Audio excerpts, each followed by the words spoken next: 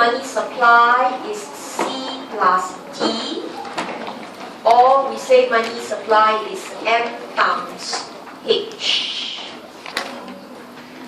So if you look at both equations, how much we want to hold as currency is our faith in the banking system, the convenience of using cash or without cash.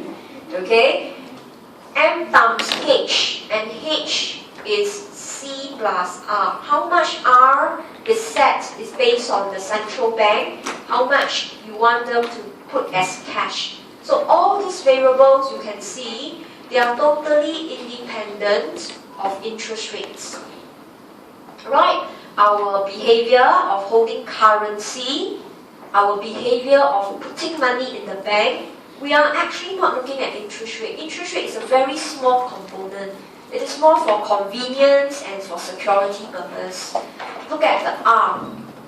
Right? This is the reserves the bank must hold, okay, for our withdrawal purposes. And that amount again is independent of interest rates. It is set by the central bank.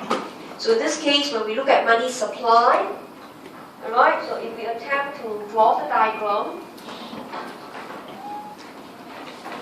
right, with the axis as interest rate line, horizontal axis as quantity of money, our line for money supply is vertical. But we don't just call it money supply. In fact, again, we call it real money supply. Just like money demand. Money demand must look at prices. Okay, so for the equivalent, money supply must also reflect prices. So the concept we use is MS over P. Right? Money stock divided by price, and you call it real money supply. Okay, so it is independent of interest rate. So you can see, right? At any time, if the banks can issue more loans, right? Money supply increases. It would just mean the entire curve shift vertical to the right. And conversely, right? If the banks issue less loans or government recall currency, money supply can drop. Okay, so to the right is an increase in money supply. To the left is a drop in money supply. Okay, so what we have done so far is we attempt to measure money supply. We attempt to see how it changed, primarily through the M and through the H. Right? Okay, so if you want money supply to increase, you must have a bigger multiplier, and ideally with a bigger monetary base. Your C plus R, especially your R must go up.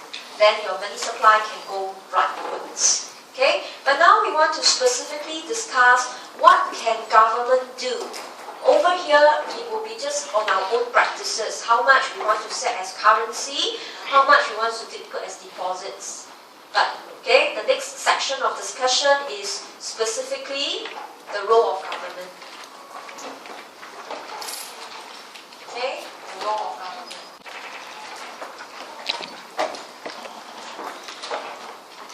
Okay, to change our money supply. So there are three methods. The first two is commonly tested. Okay, one known as open market operations, and the other one is the required reserve ratio. Okay, and the third one is the discount rate.